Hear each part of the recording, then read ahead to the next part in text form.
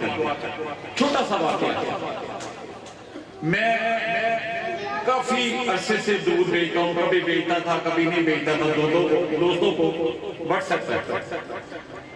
پھر کیا ہوا, تقریباً آج سے 4 ماہ پہلے مغرب کی نماز کے پڑھنے کے بعد پھر میں درود شریف سینڈ کرتا ہوں.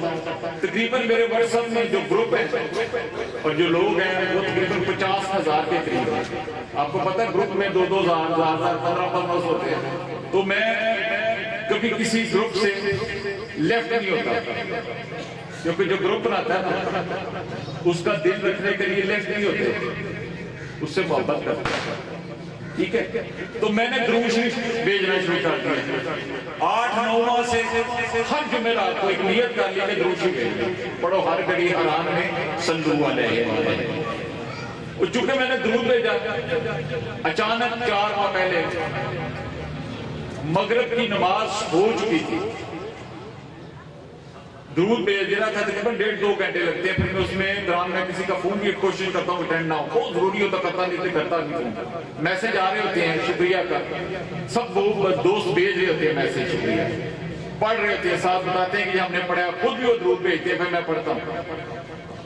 میرے اوپر سکرین پہ میسج چل رہا تھا سعودی عرب کے نمبر سے.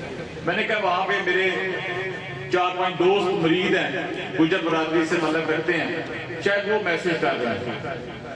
تھوڑی دیر بعد میں نے جب کام مکمل کر لیا تو میں نے میسج اوپن کیا تو ایک شخص مجھے میسج کر رہا ہے کہ جناب میں آپ کو نہیں جانتا کہ آپ کون ہیں. میں نے پھر سرچ کیا کہ آپ کا نام محمد عارف ہے, تو آپ گروپ میں ایک میسج کرتے ہیں تو اس گروپ میں میرا نام موجود ہے. تو میں اس وقت نماز مغرب کی اذان ہونے والی ہے مسجد نبی میں. کہاں ہو رہی ہے, بولو تو صحیح, مسجد نبی میں.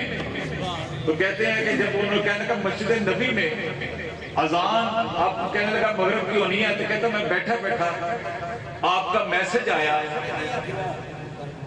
میں نے خیال نہیں کیا, میں نے نہیں پتا چلا کہ آپ کون ہیں, لیکن میں نے آپ کو سرچ کیا, آپ کا دیکھا محمد عارف نام ہے آپ کا.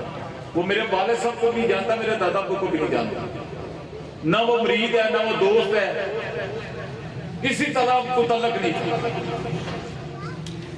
میں نے اس کو وائس میسج کیا کہ ٹھیک ہے جناب مجھے بڑی خوشی ہے. کہتا میں بیٹھا بیٹھا میرے دل میں خیال آ گیا, میرے دل میں خیال آیا کہ یار یہ جو شخص درود بھیج رہا ہے بڑی محبت سے بھیج رہا ہے, تو کیوں نہ میں اس سے پوچھ کے اس کو بتا کے آقا صلی اللہ علیہ وسلم کی بارگاہ میں کھڑا ہو کر یہ درود بھی پڑھو اور ان کا سلام بھی دوں اور دعا بھی کروں.